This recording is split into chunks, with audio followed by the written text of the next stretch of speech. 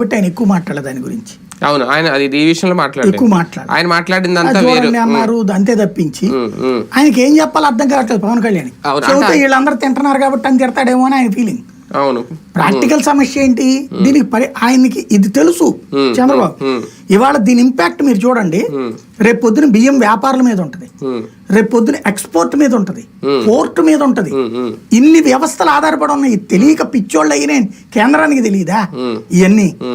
మన దేశంలో ఇట్లాంటి బియ్యమే పండేటటువంటి 30-40% ల్యాండ్ ఉన్నాయి. ఆంధ్రప్రదేశ్లో 50-60% ఇయ్యే బియ్యం పడుతుంది. రేపటి నుంచి అధికారులకి ఏమన్నా పవర్స్ ఏమన్నా ఇచ్చారా? ఏ వెహికల్ అయినా ఇంకా తనిఖీ చేసి ప్రతిదాన్ని ఏమన్నా నియంత్రిస్తారా? వాళ్ళు కొత్తగా ఇచ్చేది వాళ్ళకి ఆల్రెడీ ఉన్నాయి. అంటే ఇప్పుడు ఇంత అలాగా చేయలేవు కదా, చేయలేదు కదా ఇప్పటి వరకు. ఇప్పుడు బియ్యం తీసుకెళ్తాడండి, సింపుల్ లాజిక్. రేపైనా అధికారి పోర్టుకు వెళ్లే ముందే దారిలోనే నియంత్రించేస్తారా ఇంకా రేపటి నుంచి? ఇక్కడ బదులు ఇంకో ఊరు పోర్టుకు తీసుకుపోతారు, చెన్నై పోర్టుకు పట్టుకుపోతారు. ఏం చేయాలి? ఈ ఆపు కూర్చుంటే ముందు మన స్టేట్ దాటాలి కదా. ఎందుకు వెళ్ళు? హైవేలు ఆపరు. పోర్టుకి మన పోర్టుల బదులు ఆ పోర్టులకు పోతాయి. ఇంకా అక్కడ ఏముండదు. ఏముంటది అక్కడ? వాళ్ళ లేదా బియ్యాలు? ఇప్పుడు నేను దొరికినట్లు తెలంగాణ బియ్యం కూడా ఉన్నాయి ఇక్కడికి.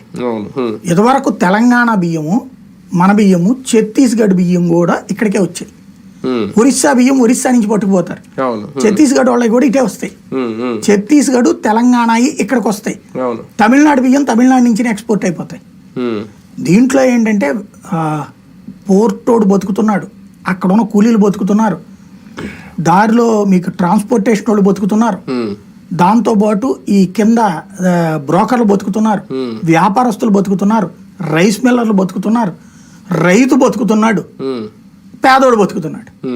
పేదోడు 200 రూపాయలు సంపాదించుకుంటే, బ్రోకర్ దాని దగ్గర నుంచి 100 రూపాయలు సంపాదించుకుంటే, దానిపైన